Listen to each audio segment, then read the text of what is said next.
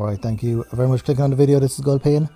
Just back here with a quick little look at this RPG that I got. Well, I got this a while ago actually. It's PopoloCrois. I think that's how you pronounce it anyway. PopoloCrois. It appears to be an anime TV show, quite popular in Japan. And then they turned it into various different kind of video game properties. I think the most popular one is not this one. I think it's the farming simulator one, the Story of Seasons. But anyway, this one, pretty good. It's not pretty good actually. I started playing it when I got it, and then it was a bit boring because I had other RPGs to play. So I kind of started playing different ones instead of this one. But then I came back to it to kind of give it a proper try, because there's a few games that I didn't really acclimate at the very start when I played them, and then I came back to them and I really liked them. Particularly some of the PSP RPGs. So because I bought them all in bulk, so I'm trying them all to see what they're like. A lot of PSP games, and I'm sort of then coming back to them. You know, if I don't initially love them, I'll come back to them and see if I can give them a different a different perspective or another chance. So this one, it's okay. This one, it's a traditional kind of turn-based RPG. It's kind of like Chrono Trigger. The way the gameplay is set up. So you run around castles and towns and forests and different places, and then when you encounter enemies, then you kind of stop, and the same background, it's the same area, you just kind of stop, and then the enemies are placed on a kind of a grid, and you can move around the grid and basically attack them and stuff. So, but the main problem with this is and it must be because of the anime, is the graphical style. Everyone looks like a kind of like a stuffed toy or something, or everyone looks kind of weird. They look I don't know, they look like Mr. Potato Head or something.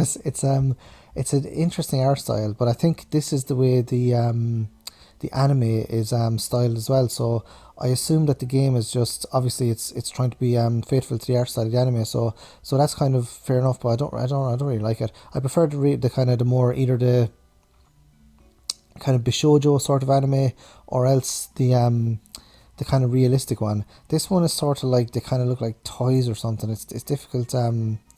It's difficult to convey the way they look. I don't know. They look, I don't know. It's kind of weird. But yeah, it's not too bad.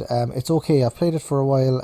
But I don't know if I'll actually end up completing this, because it just makes me want to play Chrono Trigger even more. Because I completed Chrono Trigger a while ago, and I kind of want to go back to it again. So. But this one, I imagine if you're a fan of the anime, this one would be great, because it seems to be keeping to the sort of the aesthetic of the anime, and also the story of the anime as well. So not that I'm experienced with PopoloCrois anime, because I don't even think I'm pronouncing it correctly, but it seems to be, from what I've looked at, it seems to be fairly faithful to it, which is pretty good. So you're this little kid Pietro, and you get this other female character to be in your party at the start as well. Then there's other characters that join you later on, and you sort of you basically just go around kind of doing things around the kingdom, and yeah, it's that kind of traditional trope of like JRPGs, where like you're in it's very like castle orientated, and the enemies are like strange kind of animals, but they're not animals. They just look like beasts or something like that. So, and they have funny names like Pecker, and you get different abilities, and it's the traditional kind of trope. You go to different shops, buy different things, and kind of then there's like a little economy as well, where you can sell things, and kind of the money. There's not that much money actually in it.